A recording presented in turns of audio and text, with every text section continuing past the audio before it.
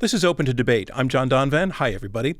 Warren Buffett, Melinda French Gates, Sam Bankman-Fried, these are just some of the present and, in one case, former billionaires who have pledged not to hold on to their wealth, but to give most or all of it away, a gesture that is aligned with the spirit of a movement known as effective altruism. Effective altruism is a growing movement. It's actually attracting many tech professionals and students at elite universities, people who are likely to make a lot of money, and they are committing to give it away under the rubric of effective altruism. Effective altruism, which we will shorten from time to time as EA, at its core, asks a very human question that we can all relate to. How can I do the most good? Effective altruism is gaining a lot of attention, both positive and negative, for how it is formulating answers to that question. The movement aims to quantify outcomes and to use that information to guide decisions on how and where to give. It asks people to think through rationally the choices that they will be making. Do I give $50 to help buy mosquito nets in a place plagued by malaria? Or do I give that $50 to my beloved local community theater group to help them keep the lights on? Which is doing the most good? Do I do more good by training to be an elementary school teacher where I can help hundreds of kids learn to read over the course of my career? Or do I go to Wall Street and earn tens of millions and donate that money to pay the salaries of many, many school teachers and help thousands of kids? The effective altruism movement is confident that it is coming up with the answers to those questions, and it is confident in its framework around doing the most good, that it makes sense practically and ethically. But it faces severe criticism, criticized as being arrogant in its assumptions, damaging in its impact, and being morally corrupt, with its critics providing numerous reasons for making those accusations. So who makes the better case? That's what we are taking on in this debate, with this question at its center. Does the effective altruism movement get giving right? It is time to meet our debaters. Answering yes to that question, I want to welcome to the program Peter Singer, a philosopher who has been a foundational voice in the effective altruism movement, and he is the author of a book called The Most Good You Can Do, How Effective Altruism is Changing Ideas About Living Ethically. Peter is also a philosopher and professor of bioethics at Princeton University. Peter, welcome to Open to Debate. It's great to have you on the program. Thank you. Good to be with you. And again, the question is, does the effective altruism movement get giving right? And answering no is Alice Crary. Alice is also a philosopher. She teaches at the New School, and she has been a sharp critic of effective altruism, has published articles criticizing the movement, and co-edited a book with this title, The Good It Promises, The Harm It Does, Critical Essays on Effective Altruism. Alice, welcome to Open to Debate. Thank you. I'm glad to be here. So let's get to our first round, which are comprised of opening statements by each of you in turn. We want to give you each a few minutes to tell us why you're taking the position of yes or no. Peter, you are up first, and you are going to explain why effective altruism gets giving right. Here's your chance, please, to tell us why. Thank you. Firstly, of course, I don't want to argue that effective altruism never makes any mistakes. It's a human institution. It consists of a very large number of different people with different views. There's no particular central organization that everybody belongs to, no party card that effective altruists have, no creed they all subscribe to. So it's a broad movement, and some people will get things wrong from time to time. But I want to argue that the general ideas of effective altruism do get things right. And those general ideas are very simple. As you might guess from the name, effective altruism essentially has two components. The first component, and the most basic one, is altruism. That is, we ought to live so as to make the world a better place. We ought to live not only for ourselves, but one of our major goals in life should be to contribute to making the world better. We know that there are lots of problems we have in the world today. We have, for example, a very unequal world in which there's more than 1 billion people living very affluent lives in wealthy countries, and there are something now like between 700 and 800 million people living in extreme poverty, as defined by the World Bank. That is, living on less than US $2.15 per day. So that's one thing that effective altruists want to work on, one of the main things that I've been working on. Other effective altruists point to the enormous amount of suffering we inflict on factory farmed animals and suggest that we really ought to be trying to stop this. It's bad not only causes immense amounts of suffering for actually hundreds of billions of animals we confine each year. But it's really bad for the environment. It's really wasteful of food. It creates a risk of new pandemics. So that's something they want to work against. And some effective altruists want to look at the further future. They want to say how important it is that our species should survive. So they want to reduce what they refer to as existential risk. That is the risk that we will become extinct. So those are goals, those are altruistic goals, and the effective altruism movement encourages people to think about those goals and make them part of their own life. Then there's the effective part of it.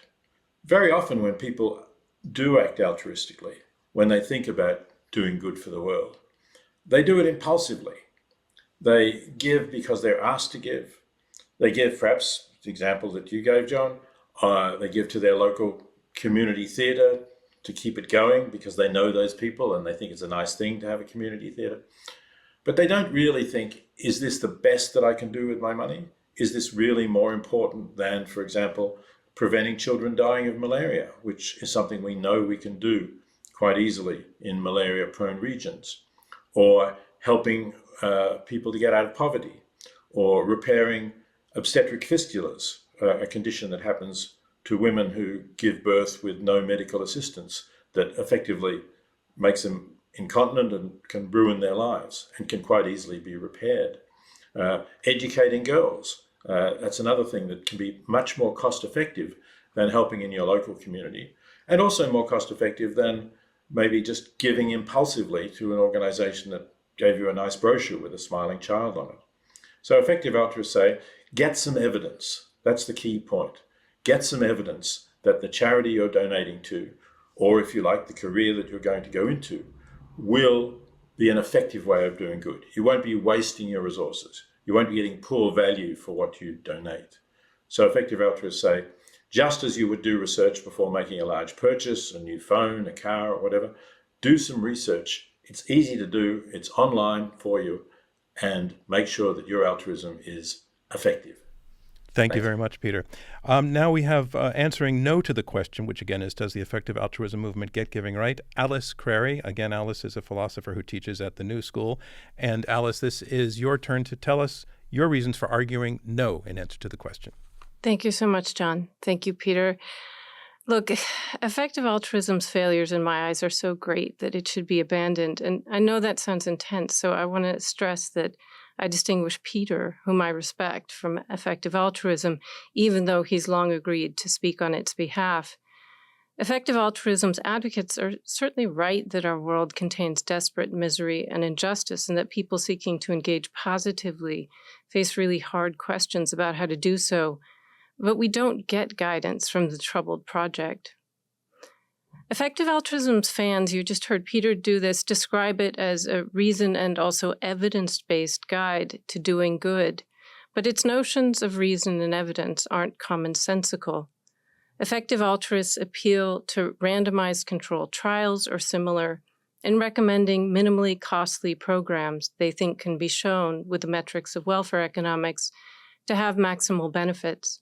That's a highly technical program, not a transliteration of ordinary notions of reason and evidence. What I want to do is give a list of 4 concerns I have about effective altruism to discuss. So here they are. First, human lives are more complicated than effective altruists tell us. Before effective altruism existed, aid experts knew that relying on randomized trials or similar doesn't guarantee aid interventions that work in real life. And as a philosopher at Stanford, Leif Wanar, has noted, some interventions that effective altruists long touted as doing the most good might be more harmful than beneficial. Second, effective altruists mostly neglect or dismiss as ineffective the coordinated efforts of justice movements to change harmful social structures. But effective altruists lack the resources for that negative assessment, and in making it, they neglect the political roots of misery and injustice, and so fail to address the reproduction of misery and injustice. Third, because effective altruism rarely recommends social change, it reinforces the status quo. This partly explains its success in attracting funds. It now directs the giving of hundreds of millions of dollars annually, records pledges in the tens of billions, and influences U.S. politics. Like some other mega philanthropies, it has an anti-democratic bent, spending vast sums and shaping policy with little accountability. Effective altruism started with an important public focus on extreme poverty and animal suffering. My fourth concern, which I believe Peter partly shares, is about how it lost this focus.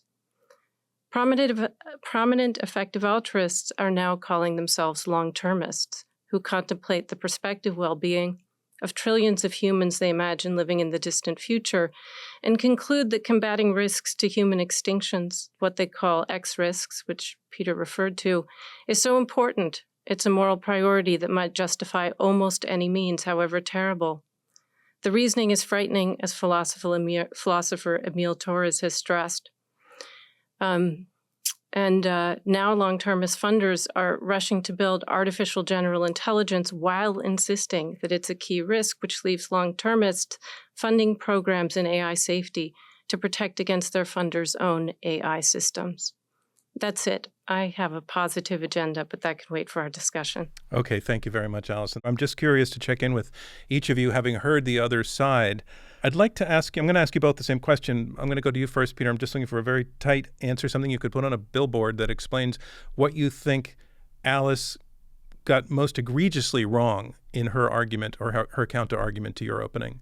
I think what Alice got wrong is that she doesn't appreciate that EA is about evidence. And if people make criticisms, if Leif Winau makes criticisms, we want to look at the evidence for the claims that EA interventions do more harm than good. And if that evidence is there and convincing, of course, EA will change. The whole aim is to do good. So being open to the evidence is an essential trait of EA that some of its critics don't seem to appreciate. And Alice, I'm not asking you to respond to that point. I'm asking you, again, to reflect on Peter's opening and to ask you what was the most egregious part of his argument in your view? I think I would push Peter somewhat on the same topic that he just pushed me on, which is to say, actually, evidence is relatively narrowly constrained or specifically defined in the writings of most effective altruists, so that it has to be evidence of things that can be aligned with the natural sciences and at least in the method of identifying them. And I would ask him whether he thinks the kind of flexibility he thinks effective altruism has can coexist with that restriction. All right, so we're going to have a chance to get into all of that. In their opening arguments, the dividing lines roughly went this way. Peter explained its basic tenets, which come down to the two words, effective and altruism. He started with altruism, making the point that it's a moral obligation to help others, especially when you have more than they do and when your giving can make an enormous impact on their lives. He focused, I would say, primarily on the alleviation of suffering as one of the greatest forms of good. As he described, suffering takes place in this world on a massive scale. He's also made reference not just to human suffering, but to the suffering of animals. He pointed out that part of the movement, and he did make the case that the movement is not a monolith, that there are different strands of it, and there's no central command. That one of the strands has begun to look at the future and trying to make judgments now about how to do the best good in the future, because many, many, many more people, presumably, will be living after us than are alive in the world right now.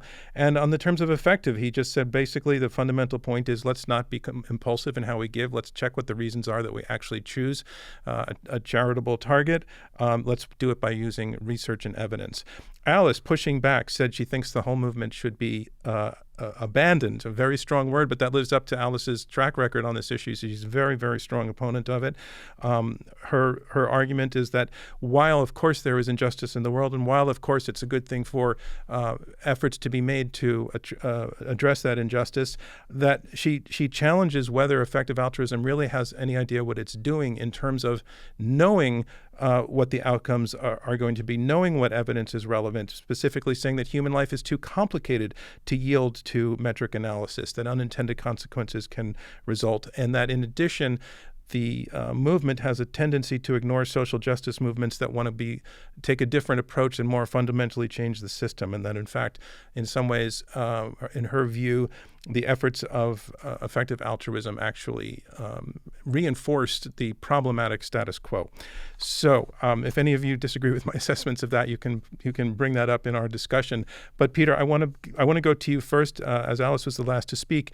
Take on her challenge to you that human life is too complicated to really know when you're making a decision, no matter how good your research is. Human life is too complicated to yield to analysis that's going to predict X effort will have Y result. Also, these things are open-ended. It doesn't end on the day that the result is delivered, but then there's more and more and more consequences can come. So I think that's a fundamental challenge to the methodology, and I just wanted to ask you to respond to it. Well, certainly human life is complicated, and we are always learning new things, and we're always learning new ways in which things can go wrong. There's no question about that. But what is the alternative to trying to gather the best evidence we can about what will make things go better? And of course, following them up as long as we can too, because you're right, we need to consider the long-term consequences. But I don't see an alternative, really. I mean, the alternative would be not to look at this evidence and to just haphazardly use our resources to do good in ways that we have no reason for thinking will do good. I'd say much better to try something that looks plausible and to follow it, to test it. And this is what randomized controlled trials do, which Alice was critical of. Now, I'm not saying that randomized controlled trials are the only kind of evidence, but they are definitely useful evidence. If, for example, you want to reduce child deaths from malaria, and you don't have the resources to distribute bed nets everywhere, then why not look at the rates of infant death from malaria in a range of different villages and distribute the bed nets randomly in, let's say, half of those villages, and see how well they're used, see to what extent the number of cases of malaria drop, see to what extent the cases of child deaths from malaria drop, compare that with the villages that didn't have any nets. Sure, also look at misuse of nets. That's one of the things claimed. People use the bed nets for fishing nets, which may be not good because they catch too many small fish. So look at how often that happens, consider how great the harm that causes is, and then come to a judgment as to whether you should or should not continue the program. Alice, your response? I actually, Peter, I don't think understood exactly what I said. I was not critical of randomized controlled trials. I think they are thought of as something like the gold standard for the kinds of humanitarian and development interventions that we're talking about. The point is that having one in the hand doesn't guarantee that when we turn to the real world that we're going to have an intervention that works. And what you had in early effective altruism, and still in its canonical, or if there isn't a canon in its most widely read text today, is the idea that that you have methods that are somehow not being used elsewhere in philanthropy and development, and that somehow by using strict reason and focusing on maybe observational studies, maybe randomized controlled trials, we're going to do it better. And what we've seen so this isn't criticism of randomized controlled trials, but it is. I am being critical of, for instance, the original organizations like GiveWell when they were first formed in 2006. This is the first charity evaluator, charity grant giver associated with effective altruism. And it's started by people who have no experience of development studies and no experience with implementation science. And so what you see is an attempt to use the methods that, and they're very frank about it if you read their blog today, they use the methods that they have and have real trouble implementing them. And Peter, go ahead. Sorry. I just want to bring it back to Peter. What I think I hear Alice saying in this, didn't use this word, but in a certain way, effective altruists are naive. They're very smart people and they know numbers, but they're kind of naive about how the real world works and how philanthropy works and, Well, and the complex. Go ahead. Sorry. Sorry, I mean, Alice said something like the randomized controlled trials may be all very well, but they don't work in the real world. But the trial that I described with the bed nets and malaria was not conducted by effective altruists. It was conducted by people who have experience of the world and are running these trials in Africa, for example, or wherever the malaria is current. And the results that they're getting are exactly results from the real world. It's not as if somehow they're doing this in a lab and then turning it to the real world. They're doing it in these malaria-prone villages, and they're being done by scientists who've worked in these areas. And what the people at GiveWell are doing is they're aggregating the research. They're reading the journals, they're looking at the peer-reviewed studies, and they're saying, good, we have real evidence that this works, that this saved lives. Other interventions which people carry out either may not save lives. There's an example about that Will McCaskill gives of something called the play pump, where for a while there was a big thing about in places that didn't have water, we would put in, instead of a normal hand pump, we would put in a kind of little merry-go-round pump, something that the kids could play on. And then the water would be pumped by the kids playing, and it would save people the work of pumping up the water from the well. But nobody had done any studies on how long kids would want to play on this device. And in fact, after the novelty had worn off, kids stopped playing on it. And then the women whose job it was to get the water had to push this thing around and around, which was much harder than on the play pump. So that's an example of people having a kind of intuitive idea that sounds good, but not testing it. And that's why the trials are actually much better and much more reliable as a good way of using your money. So, Alice, I'm pretty sure that's not what I said. I mean, I did say I think that they're the gold standard. It's just that. So look, here's the picture from my point of view: is that you have ideas about early on in effective altruism and its charity advising groups. Is you have the idea that we know what reason is, we know what evidence is, we can use that to design implementations. And what I was saying is not that there's anything wrong with that. That is considered the gold standard, but there are fields like development studies and implementation studies, which are all about how you move from the knowledge of the causal relationships that are revealed in those studies to actual implementation in the real world. And the point I wanted to make was that what you see is some failures, some real problems early on in these institutions, in these groups like GiveWell, where the implementation is really lacking, and some of the things they represented as doing the most good really aren't effective. And Alice, go ahead. Can I? Yeah, I wanted to ask you, to actually following up on exactly the point that you're making. If you're correct that these approaches don't always produce the understandably correct results, predictably correct results, verifiably good results, but it happens now and then. What's the harm in the big picture to the degree that you are such a severe critic of effective altruism? What's dangerous out there? Absolutely. So this really isn't about like, oh, everybody's trying to do the same thing and we shouldn't have effective altruists trying to do it. No, it was the idea that reason and evidence were supposed to be their guide in a way that distinguished them. They were supposed to be telling people, look, don't listen to other charity advisors, listen to us, because we can tell you how to do the most good.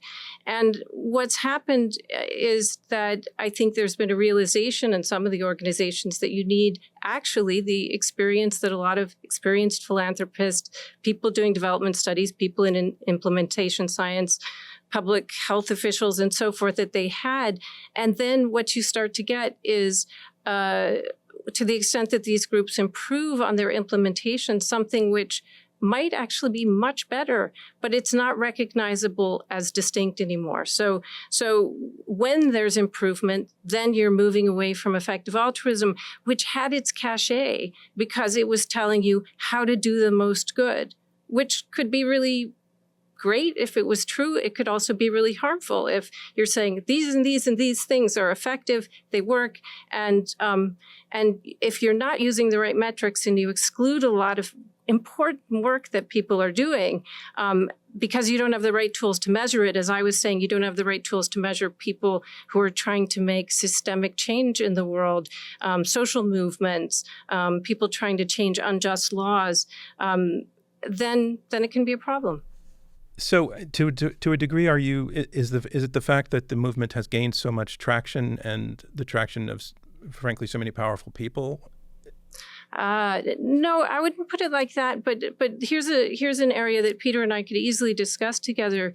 One domain of action that I've worked in closely, and that Peter is something like the founder of it, is animal advocacy. And there, the number of funds are so small that when a couple of funders started working with effective altruist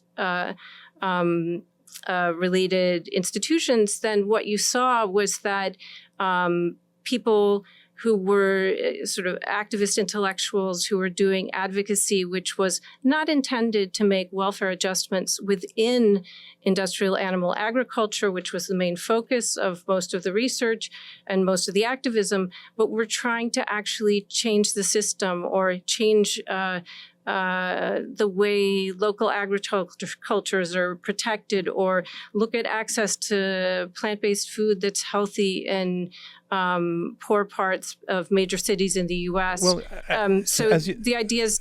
Yeah, go ahead. As you suggest, you and Peter could discuss this, it would be really helpful, Peter, if we could come back to you and share with us the experience of effective altruism in addressing the issue of animal welfare, where the primary concern has been factory farming, and it was really one of the motivating causes for the coming together of the movement in the first place. So can you tell share an anecdote of how it worked, and would like to then bring it back to Alice.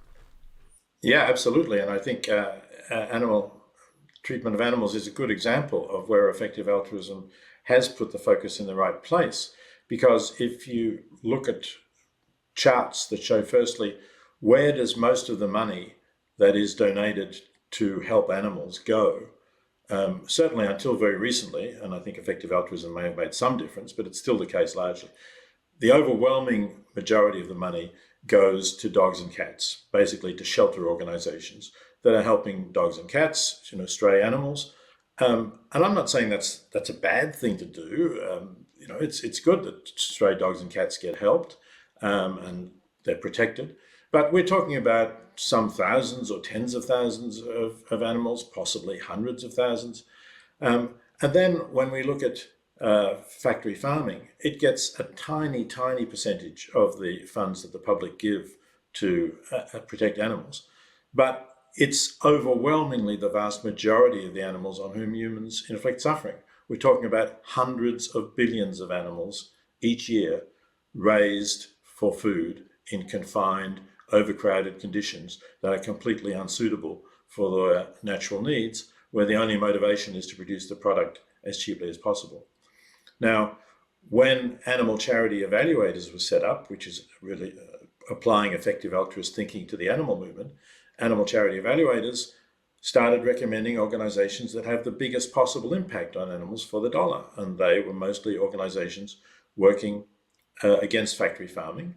But certainly some of them were working towards alternative plant-based foods or even cultivated meat. The Good Food Institute, for example, was one of those organizations that animal charity evaluators recommended. So basically they were just looking around and saying, where can we get better value for our dollar in donating than giving it to shelters for strays? And I hope that's something that Alice will welcome, but it is entirely in the spirit of effective altruism to say, let's gather some evidence here. So Alice, I'd like to take that back to you, because I'm imagining that anybody out there who's listening who cares about animals is saying, yeah, what's wrong with that? Yeah, absolutely. The values are all in the right place. And as someone who works in the area also, obviously, one was really happy to have new funds being directed into animal advocacy, which is often neglected. But again, what we saw when this money came in, and this is something I worked on intensively with a group of pro-animal activist intellectuals from 2018 to 2022, who ultimately became contributors to the book on effective altruism, criticizing it, that you mentioned at the beginning, John, is that we saw a pattern again and again in which the activist work that was funded, regarded as effective by effective altruists, met their quantitative metrics. So you could show like, oh, we're making cages a little bigger, or we're getting pledges from companies to go cage-free. These were working with industry. And often the pledges weren't even met, so that you could say like, oh, we've made a difference in so many animals' lives, even if nothing happened. And where we had activists who were doing work that was intended to change laws, to build new forms of community, and to especially work with grassroots organizations in the global South, it was often seen as ineffective and not funded. So it became a problem for more justice-oriented and more transformation-oriented activists to actually have effective altruism come into this space, even though the values of helping animals are there. They're people whose work is directly critical or directly aimed at, as it were, dismantling the industrial animal agriculture system, not working within it. I do want to respond to that.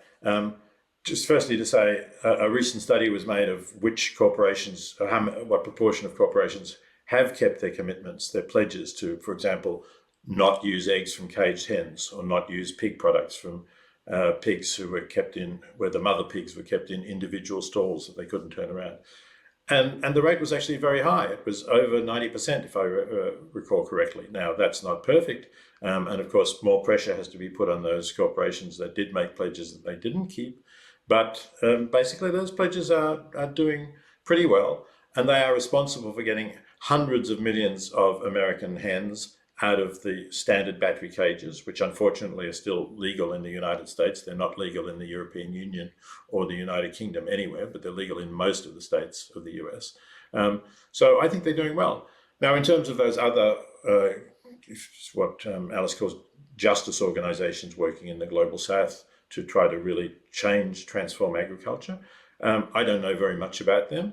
They sound like a great idea if they are successful, or if they have some prospect of success in changing agriculture. I think again, you do need evidence to say, this is working, this is starting to transform agriculture, this is leading people away from practices that are bad for animals and bad for the environment, and towards better practices to feed themselves and their families. If we can show that, I'm sure the effective altruism movement will support it.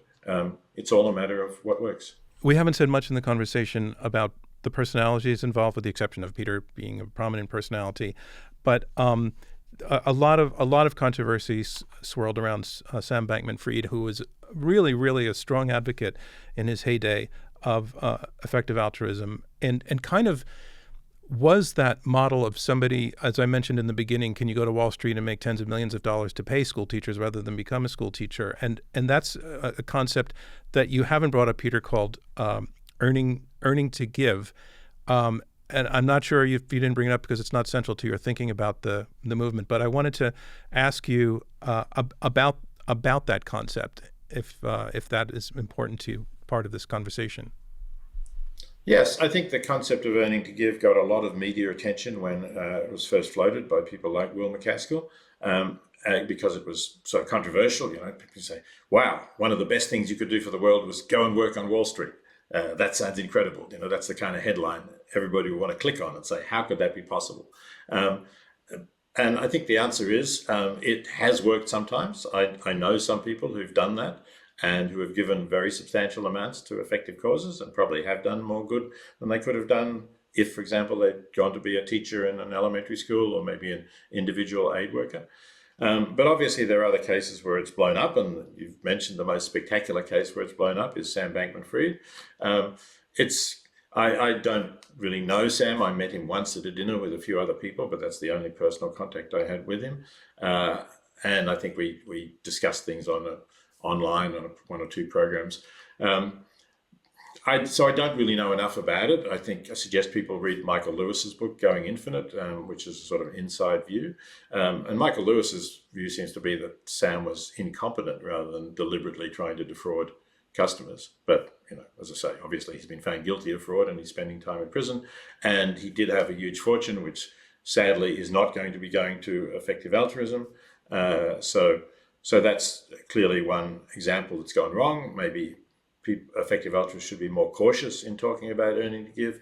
But I don't think it's the core of the movement. I think it's one aspect of the movement, one idea for careers. And if you look at the website that most effective altruists would go to get advice about careers, it's called 80,000 Hours, you'll see that it doesn't really highlight earning to give. It's one of the possibilities among a whole range of different careers where you can do good. Well, a little bit of a tangent off those comments. Back to you, Alice. In your book, you have an article near the back of the book in which you lay out your case again, and you speak of there being a moral corruption at the core of the movement. Which, as I understood what you were saying, I think what I understand you're saying is that there needs to be a challenge to capitalism per se, and that effective altruism and its participation by a lot of capitalists in the capitalist system, some of them, as Peter says, not all of them, maybe it's an offshoot, trying to make as much money as possible through the capitalist system, are participating in the system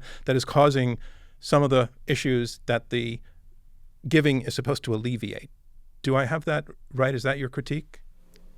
It's a good summary, I would say. I mean, we started with the topic of earning to give, and I do think, like Peter, I do see effective altruist organizations moving away from it as a slogan, especially after what happened with Sam Bankman-Fried, but a way to capture how it reveals a real split between effective altruists and some of their critics is to say something like this, that effective altruism has a relatively ahistorical vision of the circumstances of social intervention. And as Peter said, we're in a world where I don't think anyone who's thinking about it is going to deny that we have a disproportionate amount of wealth and resources in the hands of rich people and in wealthy countries in the global north, and a disproportionate number of people in poor countries in the global south suffering. And effective altruist ideas that we roughly start from here and ask how to address extreme poverty.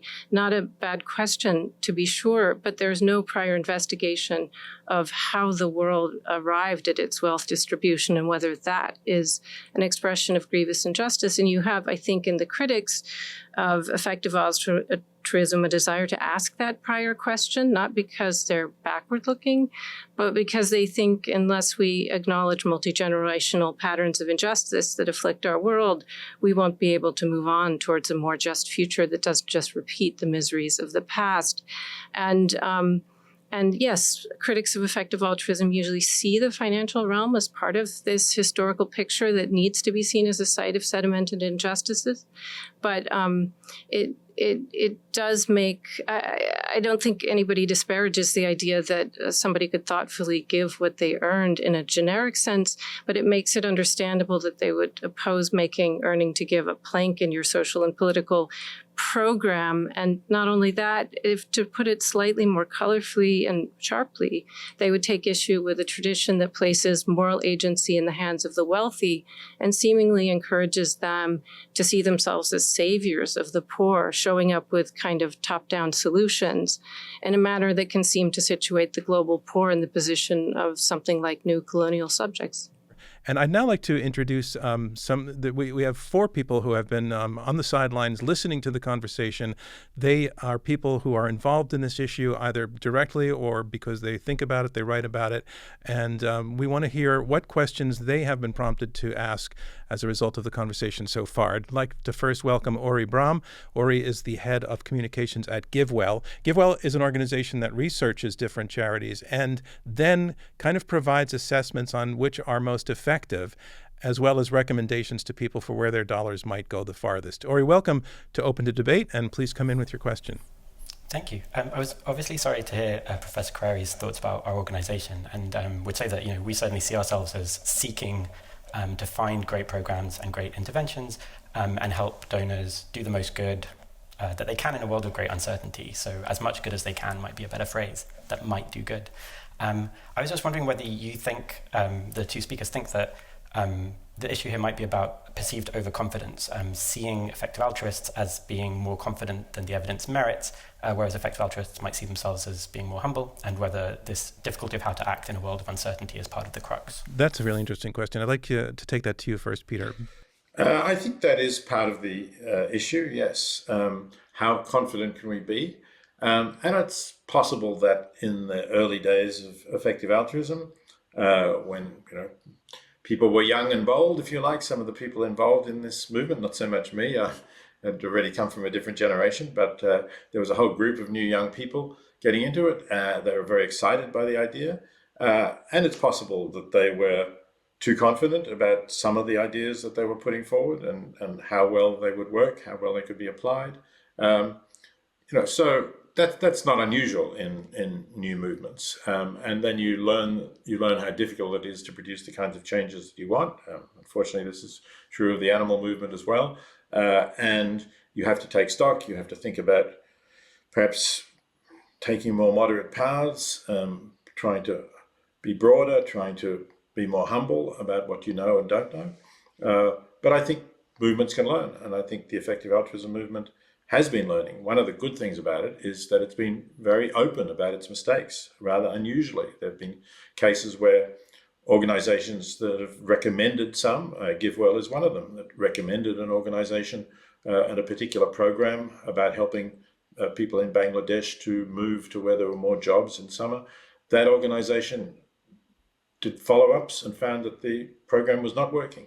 And whereas many charities in the past would have just gone silent on that, they acknowledged their mistake and said, don't give us any more money. We need to find something better that will work better. So I think that's the right attitude, and I'm glad that the EA movement has fostered that attitude. And Alice, the question is about overconfidence. I feel like it's a softball question when it comes to you, because I'm guessing you would say yes. Well, I actually really appreciate the question from Uri, and I didn't mean to suggest any particular criticism of GiveWell, maybe its beginnings. What I would say is that the overconfidence, I take it, that's expressed in some of the original text declaring the tradition is grounded in the idea that we have reason-based and science-based methods that are superior to what other charities and philanthropic organizations are doing, and therefore that we can tell you how to do the most good, the best, and so in a sense ranking the way that people approach philanthropy.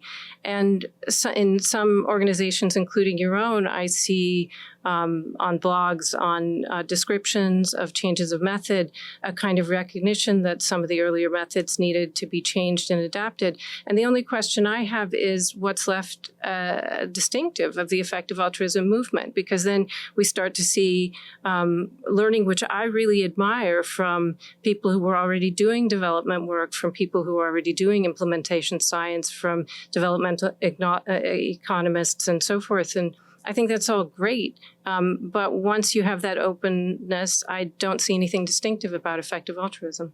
Thanks very much. And Uri, thank you very much for your question. I'd now like to bring in Kate Barron-Alicante. Kate is the co-founder of Capital J Collective, and the collective is a consultancy on social change financial strategies. And Kate herself has a background in wealth management and experience working with nonprofits and international NGOs, including Oxfam. Kate, thanks for joining the conversation. And what question do you have for our debaters? Yeah, this has been a wonderful discussion. Thank you all so much. John, in your intro, you mentioned, paraphrasing, that effective altruism is a movement of elites, from Silicon Valley tech money to elite universities. And we're talking here about, does EA get giving right? And the question is sort of, get right to do what? And I'm going to pick up on what Peter mentioned earlier about alleviating suffering. So, it seems that the old adage, success has many fathers, but suffering seems to have none in the world of EA. And, I think we look at the root cause of suffering and poverty in order to solve these problems. Brian Stevenson, the civil rights attorney, famously said that the opposite of poverty is justice. And so my question is, who should be defining what is effective in addressing the injustices of suffering? And who should be giving evidence to whom? Should it be these elites of this movement, those of us listening to these talks and philosophers, et cetera, tech entrepreneurs who are benefiting from systems that lead to their wealth accumulation? Or should it be people who are expert at navigating the lived experience of suffering on the other side of these systems? So who decides? Who do we listen to? Can you take that on first, Peter, please? Right. Well, I think the answer clearly is the people themselves. They're the ones who are deciding. The people, if we're talking about global poverty and international aid, the people who are getting the aid, they're the ones who should decide whether they're better off with the assistance that they're getting. But I think that's what good organizations are doing, and that's what effective altruism is encouraging people to do.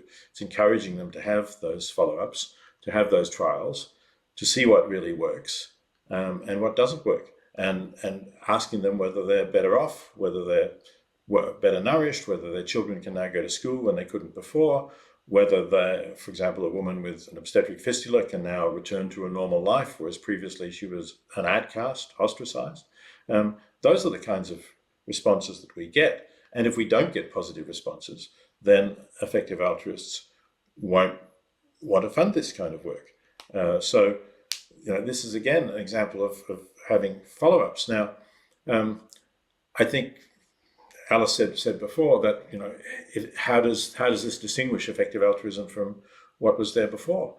But if you look at what the field was like before effective altruism started, there wasn't this kind of assessment of impact. There was no organization, before GiveWell got going, there was no organization that actually looked at the impact and rated charities on the basis of what impact they were having on the ground. There was Charity Navigator, which rated them on the percentage of their funds that went to administration and fundraising rather than to projects. But that's not a good indicator of how effective an organization is. And in fact, it can put pressure on organizations to cut their administration to a point where they no longer really know whether their projects are succeeding or not. So I think effective altruism has done something very distinctive. If the rest of the anti-poverty movement has now come on board with that, that's great. But effective altruism should get credit for having pointed out that just looking at ratios of administrative costs to revenue received is not a good guide. You need to actually be seeing what impact you're having on the people that you're trying to help. Alice, your answer to that question as well. Well, I started this conversation saying I distinguish Peter from effective altruism, and I think things that Peter is saying are really, really reasonable and sound right. They just don't strike me as what effective altruism actually has been. I do think Kate's question is quite to the point, but let's do history a bit of effective altruism with Peter saying like effective altruism has changed the field.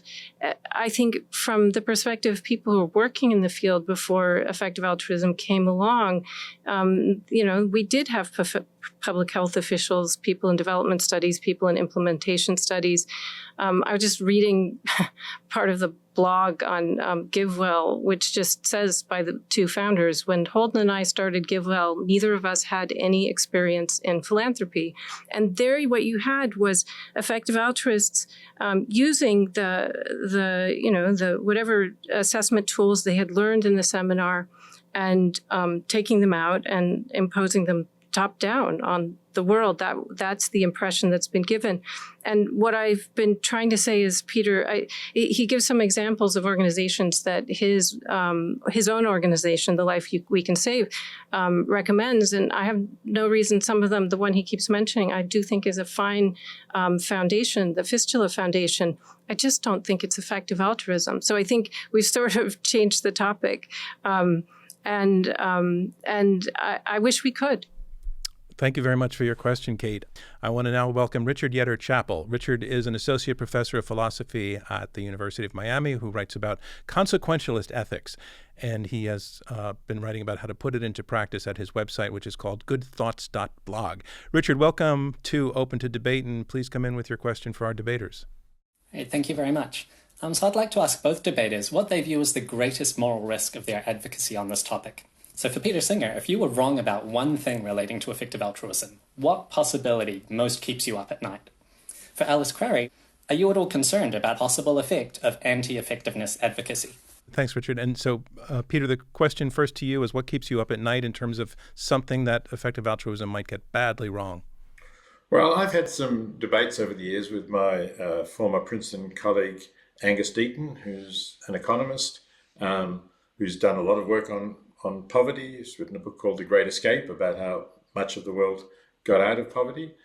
And he's a critic of aid because he thinks that aid allows governments to get off the hook, allows governments, bad governments, corrupt governments, or certainly not transparent governments, to not provide the healthcare for their populations that they would if the aid weren't there. And I sometimes, worry that there is some truth in this, that in fact, we need to somehow make governments more responsible. But it's very hard to make governments more responsible. I've actually been looking at this, and I even asked Angus himself not that long ago in an email. I said, well, if what we wanted to do was to try to improve levels of governance in low-income countries where people are very poor, how would we do that? What organization could we give to? And he admitted that was really very difficult, that there weren't obvious organizations. So I suppose I'm asking him and those who take that view to give me clearer evidence that by giving aid to people, by, let's say, giving them bed nets so there's less malaria or repairing their fistulas, that means that governments who would otherwise do this are instead not going to do it and are going to spend their money on I don't know, larger presidential palaces, let's say. And if that were true, then yes, the aid would not be doing any good. But more like, as Richard himself said, there is strong evidence that we're saving lots of lives. And I think it would take very strong evidence in the other direction for me to say, oh, well, this could be having a bad side effect, so we should stop doing it. Thank you. And Richard, I just want to make sure that I'm understanding your question. Is your question, could I phrase it to Alice that, as you pour cold water on the effective altruism movement, that it could result in what people losing faith in giving, and that could result in less giving? Do I have that fundamentally correct? Roughly, and more specifically, it could reduce people's efforts to give effectively. Alice. So my answer is I can't quite answer the question the way it's asked because it presupposes something I don't agree with, which is, I'm sure you've been listening to the whole conversation, Richard, which is I think the problem I have with the movement is that its notions of reason, evidence, and effectiveness are drawn too narrowly. And so, you're using certain quantitative metrics that aren't suitable for describing the efforts of measuring the efforts of, say, a group of women in a particular country to change laws that dispossess them of their family's possession after divorce or the death of a spouse, and so they live in extreme poverty. I don't think effective altruism has the methods to describe and capture the effectiveness of interventions like that. I see some of the organizations that we've been talking about struggling with it. But what I really want to make is a bigger tent and more far thinking for social justice work and grassroots advocacy to have space. And I'm concerned that there are a lot of positive voices and a lot of positive movements that are getting squeezed out as effective altruism has become a mega philanthropy with its own quite narrow understanding of what effectiveness is. This question was submitted by chat. It comes from John Quain, who's an ethical fellow at Mount Sinai. I'm just going to read it verbatim. EA is a purely utilitarian approach, and that ethical approach seems untenable. It does not allow for moonshots, for example. Response? I'll take that to you, Alice. Well, I don't know John Quain, but it does sound like he's thinking more the way I am. I mean, I think that effective altruists try to skirt around it, but they have, a quite constrained understanding of what we're doing in trying to do good as maximizing a certain value that can be relatively abstractly identified, usually welfare. And that really limits what we can count as a positive social contribution. This is not about saying, hey, we shouldn't be trying to engage in the world as well as we can address extreme poverty. It's about thinking about the people who aren't just trying to address suffering now, but are trying to change the social structures that relentlessly repeat it. And when effective altruism seems to stop our ability to do that, then it can be a problem. And Peter, same for you, opportunity for you to respond. I'll read it again if you'd like to hear it. Thank you. No, I get it. And I just think it's a mistake. I don't think there's anything in effective altruism that stops moonshots. In fact, one of the criticisms of Sam Bankman-Fried was that he was going for a moonshot. He wanted to become the world's first trillionaire, and then he would have such huge resources that he could make a big difference in the world. Of course, he lost all he had in the moonshot of becoming the world's first trillionaire. But if you have high expected value, then even if there's only a very low probability of achieving that, effective altruists will say, yes, might be worth going for. I'll have a try. Some of them will. Some of them will be more conservative, more risk averse and won't. But there's nothing in the general ideas of effective altruism that says, don't go for a big expected value at a low probability. And that, I understand, is a moonshot. And finally, I want to welcome in Laurie Gruen. Laurie is a professor of philosophy at Wesleyan and a scholar of feminist philosophy as well as animal studies, and co-edited the book I mentioned earlier with Alice, The Good It Promises, The Harm It Does, Critical Essays on Effective Altruism. Welcome, Laurie, to Open to Debate. Please come in with your question. Oh, thank you so much. I have a question about evidence. So I just want to think about the way in which evidence gets overplayed in these discussions. One of the worries that I have is that, and what Peter just said about moonshots is a great way of thinking about that. There's no evidence ahead of time that the moonshot is going to succeed, but you might need the money or the funding to go for that moonshot. And so there are a lot of people who want to do good, and there are a lot of ways of doing that, and evidence isn't always available. For example, many of the think tanks that the effective altruists have put together, they have no evidence in advance that those think tanks are going to lead to a greater good. Perhaps, as Richard was suggesting, giving money to the effective altruist think tanks could be better spent more effectively and more evidence-based, saving lives, but that isn't really what's happening in that regard.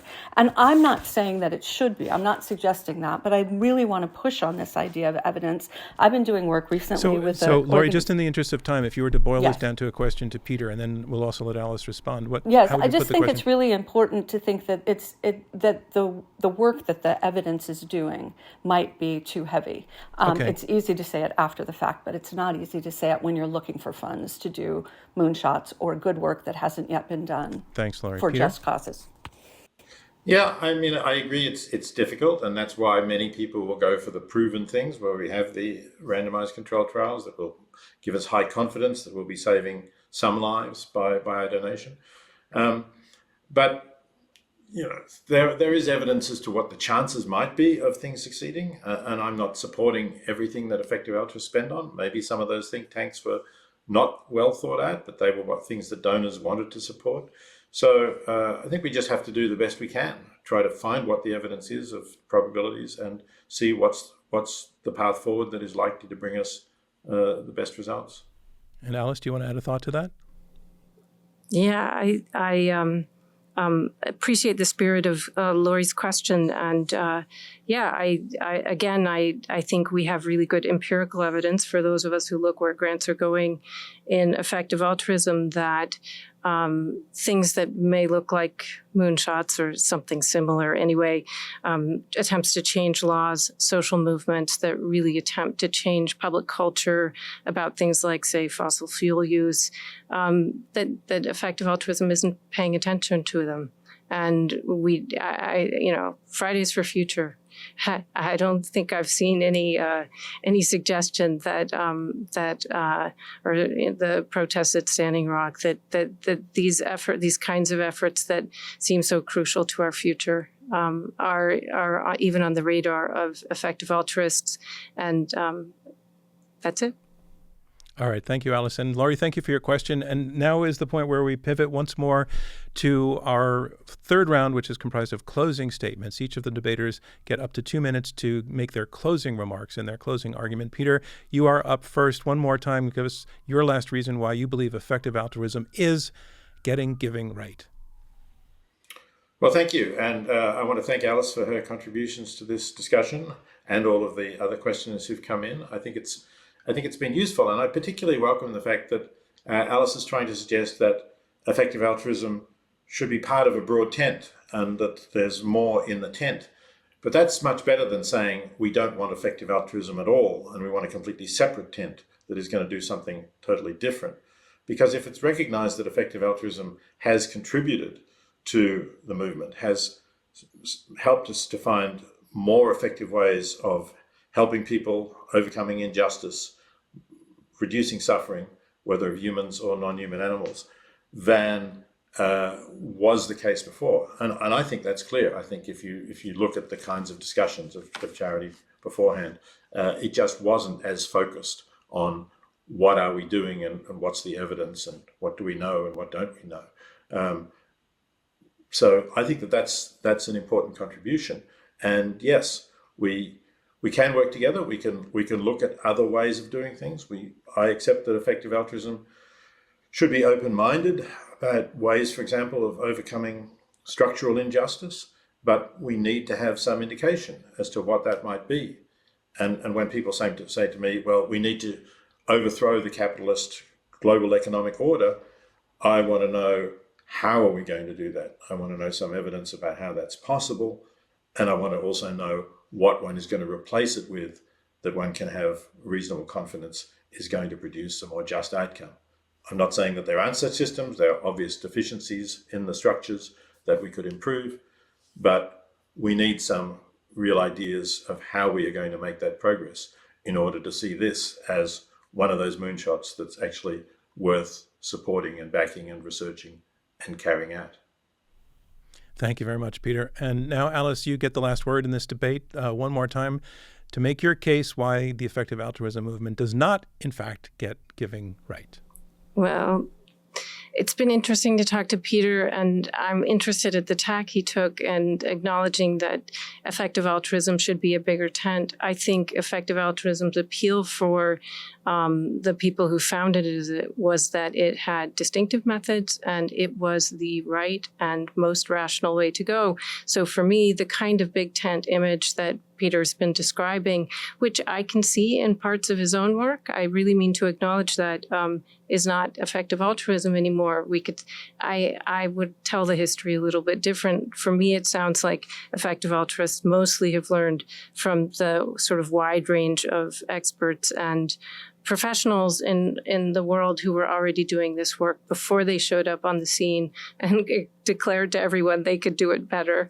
But I hope we can move forward in the way that we've described. And I did want to say something at the beginning, at the end here, just about why I'm talking about something I hope we can all stop talking about, which is just that I, like Peter, work with lots of students who want to find ways to do good in the world. And we can't avoid effective altruism. Its massive financial success and institutional presence makes students who are bright turn to it. And I want to be able to explain to my students and other idealistic people why effective altruism, at least in this narrow sense, in which many people understand it and that corresponds to its original articulations, not in Peter's work, he didn't give the original articulations of it, but in the work of its founders, it's superficially appealing, but it's a wrong turn. And if the big tent includes effective altruism, in any case, I want to direct their attention to more meaningful projects. Thank you very much, Alice. And that is a wrap on this debate. I want to thank our two debaters, Peter Singer and Alice Crary, for being willing to have the conversation in the first place. Nowadays, getting people who disagree to get to the same table and talk it out is more and more challenging. And the fact that both of you agreed to do this is meaningful in itself, but also the way you conducted the conversation with civility and even, I would say, a good deal of mutual respect really hit the target that we tried to say is achievable here at our program, Open to Debate. So thank you both for taking part and for taking part in the way that you did. Thank you so much, John. Thank you. I also want to thank our four voices that joined the conversation: Uri, Kate, Richard, and Laurie, for bringing in interesting questions and moving the conversation in an interesting direction. And finally, I want to give a big thank you to you, our audience, for tuning into this episode of Open to Debate. I think you know that as a nonprofit, we are working to combat extreme polarization through what you just saw, civil debate, and that our work is made possible by listeners like you and by the Rosencrantz Foundation and by supporters of Open to Debate. Robert Rosencrantz is our chairman. Our CEO is Clea Connor. Leah Mathau is our Chief Content Officer. Elizabeth Kitzenberg is our Chief Advancement Officer. This episode was produced by Alexis Pangrazi and Marlette Sandoval. Editorial and research by Gabriella Mayer and Andrew Foote. Andrew Lipson and Max Fulton provided production support. The Open to Debate team also includes Eric Gross, Gabrielle Iannicelli, Rachel Kemp, and Linda Lee. Damon Whittemore mixed this episode. Our theme music is by Alex Clement. And I'm your host, John Donvan. We'll see you next time on Open to Debate.